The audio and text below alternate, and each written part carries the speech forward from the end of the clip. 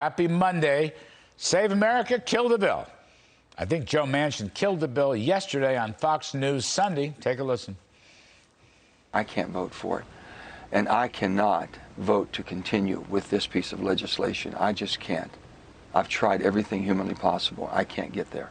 You're done. This is a no. This is a no. All right, there you have it. Good to Senator Manchin. Good for Bret Baier. Joe Manchin's official statement, published by his office, was as clear as could be, and he repeated themes that he has consistently expressed for the past 6 months. The big government socialist bill would create more inflation.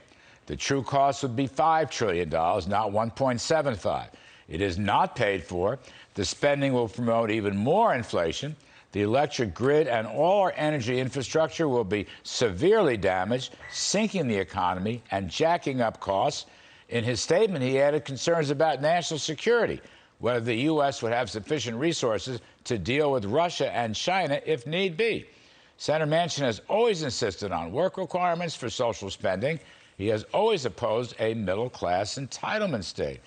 And more generally, Mr. Manchin has consistently rejected the Biden transformation policy regarding canceling cultural values, traditional values, regarding traditional American history, using overregulation to control the economy, rejecting free enterprise capitalism, or taxing businesses and middle-income blue-collar families. He's always rejected that.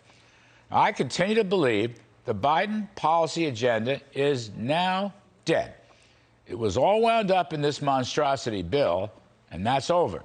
Now, there may be some new bill next year, but it's going to have to be a lot different to get any traction. This bill is killed. Now the question is, can Biden preserve his presidency, which looks to be failing, on inflation, on Afghanistan, on illegal immigration, on COVID, on Afghanistan, and all public support, where his polls continue a record plunge? Joe Manchin is actually trying to help the Democratic Party. But Joe Biden and his radical left-wing progressives are killing the Democratic Party. Any kind of new BBB bill won't help. A White House in denial of their failures will not help. I can only think back 25 years ago to the Bill Clinton years, okay? It's an interesting historical metaphor. Clinton got whooped badly in 1994, leading to a Republican takeover of both the Senate and the House after the defeat of Hillary Care to nationalize the health sector and after a big tax hike on small business. So what did Clinton do? Well, he gave a State of the Union speech in January of '95 declaring the era of big government is over. In other words, he pivoted to the center and proceeded to work with Republicans like Newt Gingrich. And they had dramatic welfare reform with workfare. They had federal spending restraint. They had a capital gains tax cut. The economy rebounded, and Clinton won the presidency in '96. Bill Clinton was a smart politician. Will Joe Biden follow the Clinton path? I don't think so.